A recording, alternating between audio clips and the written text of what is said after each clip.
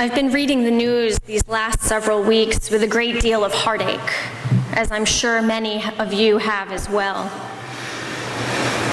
On the days when violence seems to shatter joy and despair does rise like a monster, where do we find that strength and that spiritual courage to open our hearts with love? Beautiful words, but how do we do it?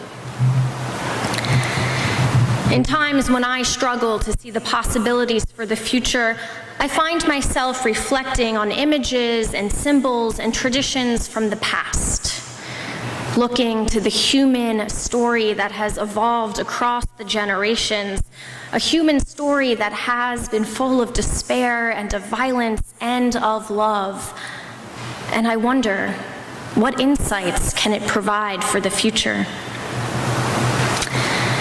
One of the most important stories from our Jewish and Christian heritage is the story of the Exodus, when Moses and the Israelite people wandered in the desert for those 40 years on a slow journey from slavery in Egypt to an unknown future.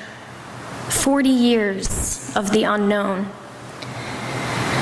And during these journeys, when the group would set up camp, Moses would go to the edge of camp, and there he would pitch a tent of meeting, a place where he would go to speak face to face with God. And this is the image I have been turning to, this image of the tent of meeting. See, before there was a stone temple in the city of Jerusalem, there was this tent of meeting, a traveling sacred space, an impermanent and portable and flexible sacred space where a nomadic community in the midst of a time of great uncertainty, unprecedented uncertainty, could go and meet the holy and speak face to face with God. In our 21st century world, our world of skyscrapers and stone buildings and so much that seems permanent and so much that we want to control, we need tents of meeting spaces. We need places where we can come together in times of uncertainty and meet the holy and gain that strength to open our hearts with love. We live in an increasingly transient culture where people may not live in the same community their whole lives, much less hold the same job. We need places where we can nonetheless feel a sense of belonging.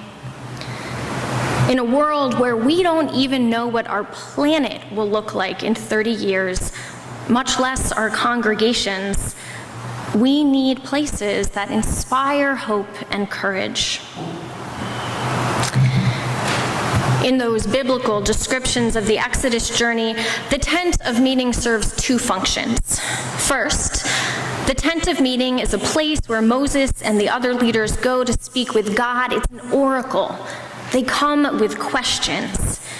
And in the tent of meeting, it's a space of prophecy where these leaders become prophets. But the tent of meeting, it's also a sanctuary, a sacred space where God dwells in the midst of the people, at the edge of their camp and the unknown. It's a place where people can seek refuge.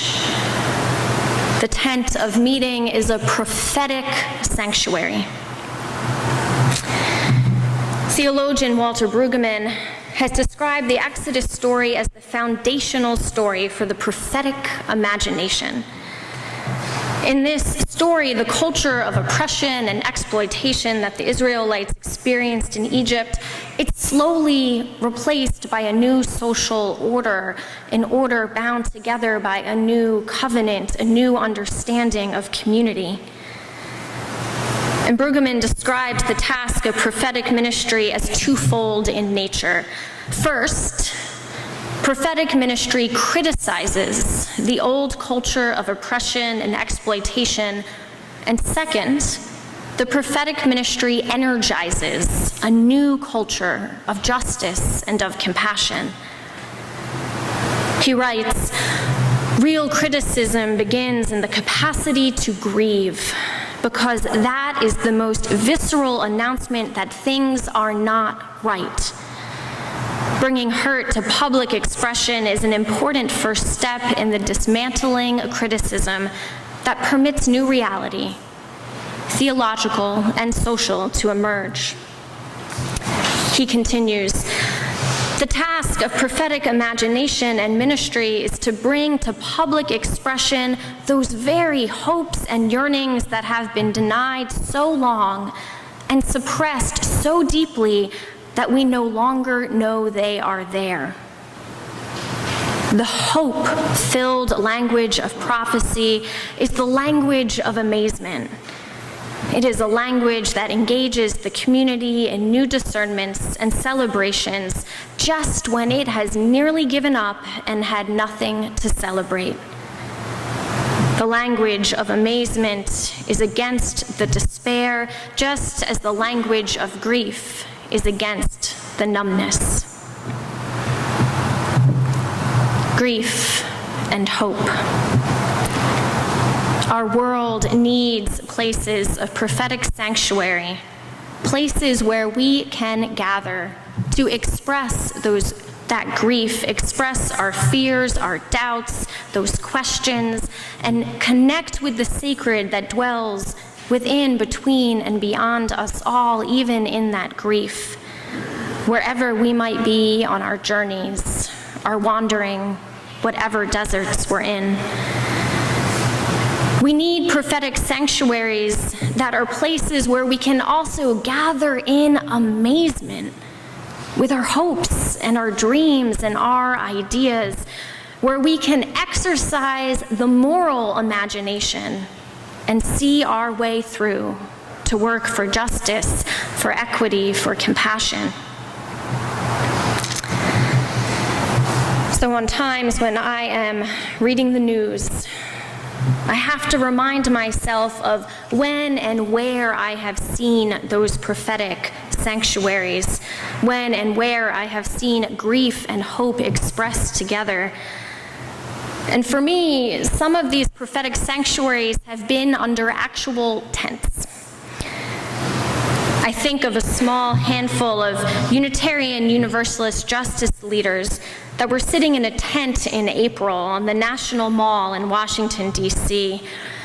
They were sitting in a tent alongside Latino women from the campaign We Belong Together, Women for Common Sense Immigration Reform. And these women in April, they spent 48 hours together. They were fasting and they were advocating for their cause. They spent 48 hours together singing, creating a bond of fellowship that gave them the strength to take their prophetic voice, their voice of grief and hope, up to the Capitol and advocate for change. I think of the faith and spirituality tent in Dewey Square during Occupy Boston, a tent that was a place of refuge, a place where people of any, of all, of no faith traditions could come together. They could light a candle, they could share a prayer, they could sit in that silent meditation, they could speak with a protest chaplain. The presence of that faith and spirituality tent showed, not just showed, but embodied that the religious and the spiritual is part of the movement of change, even in the 21st century. And I think of the No More Deaths migrant aid tents in Arizona, Mexico borderlands, places where people of faith and conscience provide food and water and emergency medical care to immigrants who are walking through those literal deserts. Tents that provide respite and refuge for those in need of healing, and tents where humanitarian aid volunteers from across the country took up the prophetic cry that something is not right. And they joined in the prophetic ministry of offering hope at least in those spaces. So in these tents of meeting, in these prophetic sanctuaries, people have gathered to meet with the holy. Probably not as a pillar of smoke that comes down from on high. In these tents, people meet the holy that is found in hearing one another's stories and having one another's stories be heard. And the holy is found in these simple acts of love and compassion that affirm, yes, we are connected. We are in this interdependent web of life together. And friends, I believe that our Unitarian Universalist faith calls us to create these spaces of prophetic sanctuary where people can take refuge from the storms of bigotry and hate, where people can be reminded of their inherent worth. And we are also called to use our public and prophetic voice to cry out in grief that things are not right, and to work for a world of justice and equity and compassion where that feeling of sanctuary and that feeling of refuge is not confined to these walls. I've seen us create these spaces of prophetic sanctuary. I think especially of the work that we've done as a faith community around lesbian, gay, bisexual, transgender, and queer rights. In this movement, we've worked hard to become welcoming congregations, to have the spaces within our walls be loving and affirming and safe, where people can bring their full selves with whatever celebration on the brink of despair they might have, places of belonging. But we haven't only created sanctuaries within our walls. We've advocated for change, and we have made a difference. And we've even used our physical spaces, we've played with our physical spaces as internal and public spaces. I think of the pictures that I saw on our website, our USG website, of the celebration you had in May right out here at the edges of our property on the streets of Lincoln Drive at the height of rush hour to celebrate marriage equality in Pennsylvania. I think of my congregation that I currently serve in Quincy, Massachusetts. It's a massive stone temple at the center of town, and in 2006, they hung a 30-something foot banner across the front of that building proclaiming people of faith for marriage equality.